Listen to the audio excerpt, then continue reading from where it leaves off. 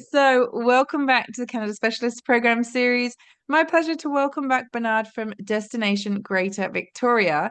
Bernard, I looked it up. The last time you were with us was about 18 months ago. So, it's been a little while since we've had an update on Victoria. So, really looking forward to today's update, maybe some new things. Over to you. Thank you so much, Charlie. Yes, thank you for having me again. 18 months later, I'm very happy to be here once again with you all. Um, and would like to welcome you to Greater Victoria for this CSP webinar.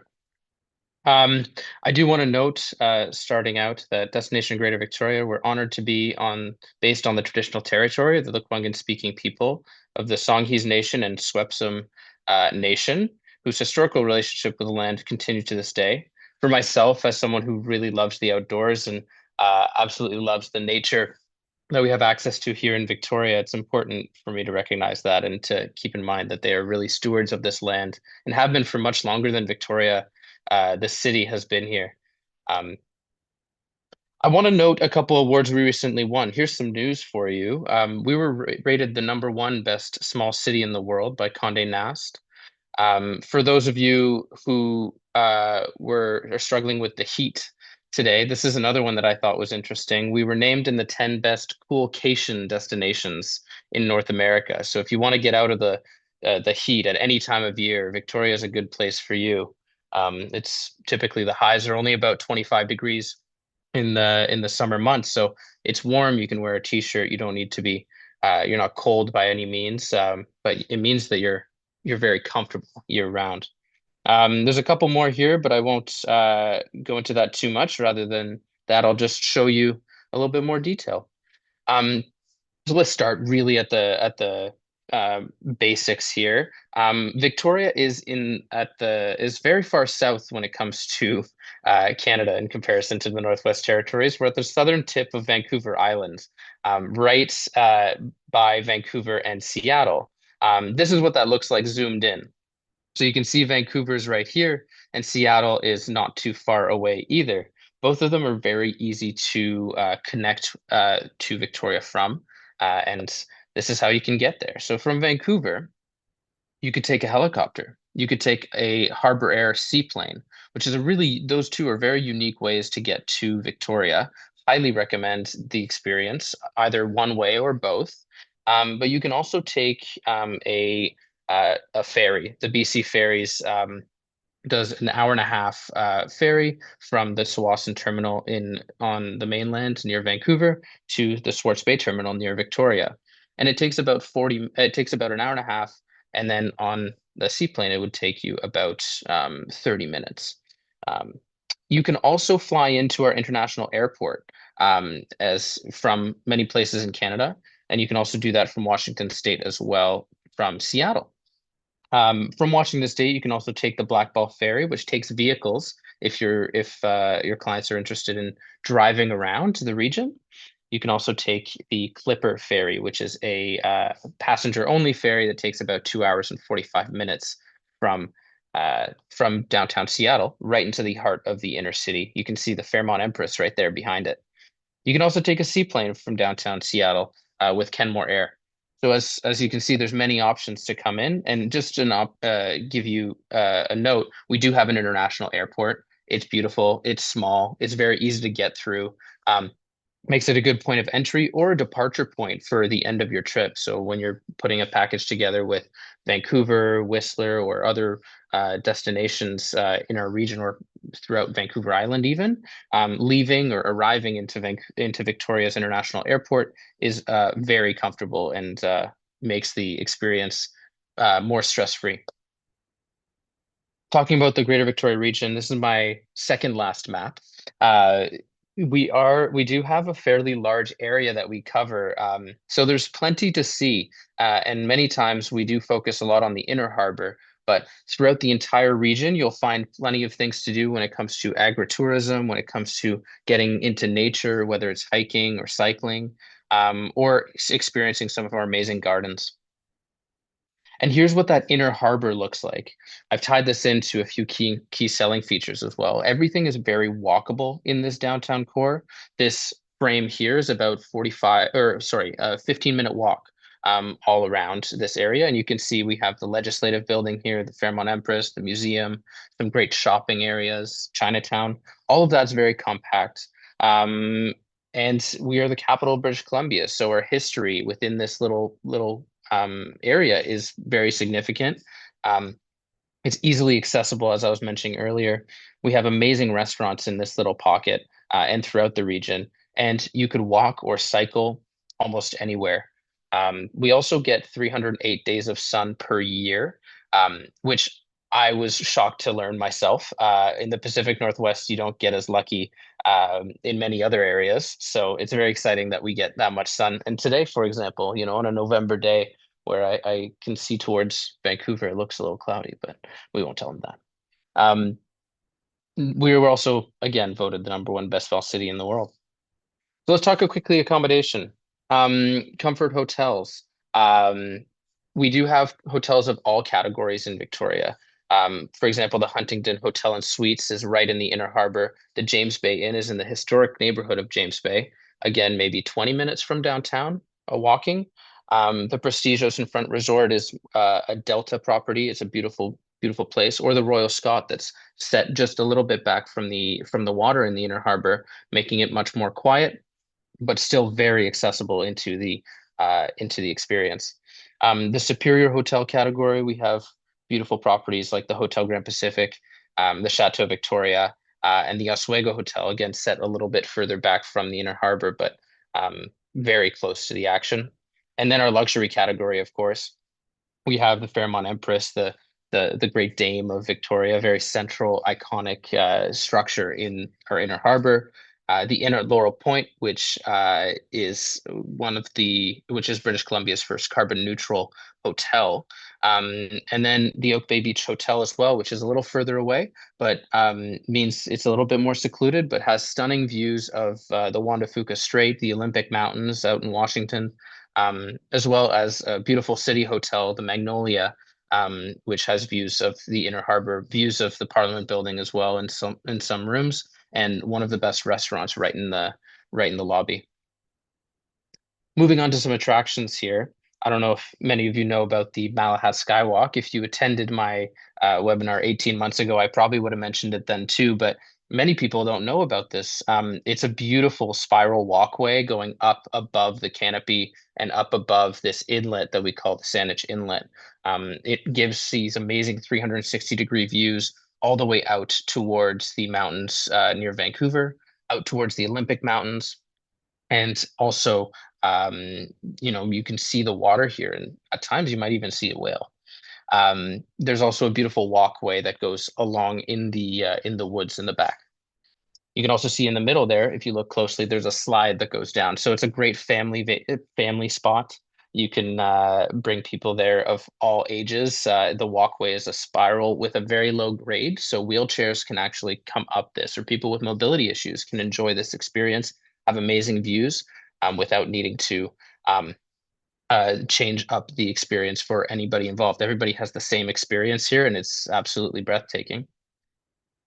Of course, we're known as the City of Gardens, and many of you know the Butch Art Gardens. It's one of the most impressive gardens in the world. Um, and it's amazing at all times of the year. Particularly, I really enjoy it in the fall, in autumn, or as well in the spring when you get those early blooms. You can also enjoy Beacon Hill Park right in the downtown uh, area, or, for example, the Victoria Butterfly Gardens, which is much more than a butterfly garden. You'll find many exotic pets in here. And it's actually a wildlife sanctuary for pets who no longer can be cared for by their owners. So it's a really beautiful place to visit, and great for families as well. I'll talk a little bit about some other options that, if, for example, you happen to be there on a particularly, with some weather in the forecast, maybe it's too windy, maybe there's a little bit of rain. You don't need to just enjoy the outdoors, of course. We have plenty of indoor experiences as well. One of my favorites is Dino Lab, and it is a private archaeological collection where you can go and or paleontological collection rather, where you can go and see these fossils that will soon be sent to museums. So you get a sneak peek at some of the world's most unique fossils. And as you can see here, you are allowed to touch them on guided tours. And that's something I don't think many places allow at the larger museums. Speaking of larger museums, we have the Royal BC Museum.